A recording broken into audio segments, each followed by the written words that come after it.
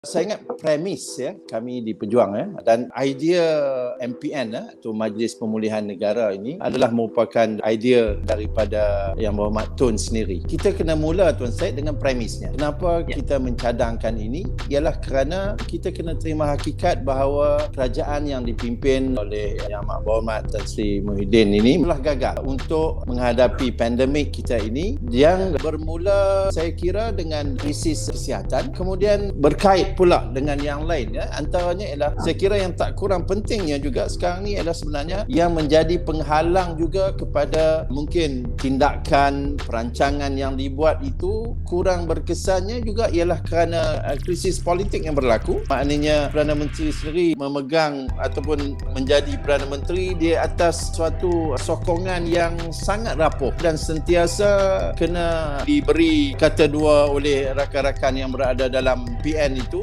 yang menyebabkan mungkin keputusan dan perancangan yang nak dibuat itu tidak dapat dilakukan dengan sebaik mungkin kerana ada pertimbangan-pertimbangan lain yang perlu mereka buat. Kemudian dia merebaklah kepada krisis sosial dan kita lihat bagaimana bila orang dah hilang pekerjaan dan sebagainya, dan juga krisis ekonomi. Jadi empat perkara ini, dan premisnya tuan saya ialah kerana gagalnya kerajaan di bawah pimpinan Yang Berhormat Tan Sri Muhyiddin ini untuk menangani perkara ini. Jadi sebab itulah kita datangi kami daripada Pejuang, kita nak set aside semua krisis politik yang berlaku ini kerana bagi kita itu juga satu penghalang untuk kita set aside, kita fikirkan untuk negara, untuk rakyat, bagaimana kita nak selesaikan bermula dengan krisis pandemik ini, kemudiannya berkait rapat dengan politik, dengan ekonomi, dengan sosialnya itu, dengan dicadangkan Majlis Pemulihan Negara. Dan kenapa kita mencadangkan ini dalam keadaan deklarasi darurat itu masih berkuat kuasa. Jadi ada sebabnya kenapa kita sebut begitu, kerana kita mahu legitimasi MPN ni, Majlis Pemulihan Negara yang kita cadangkan. Sebenarnya saya bawa Tuan Syed satu usul dalam sesi parlimen yang akan datang ini untuk membincangkan tentang Majlis Pemulihan Negara ini sebelum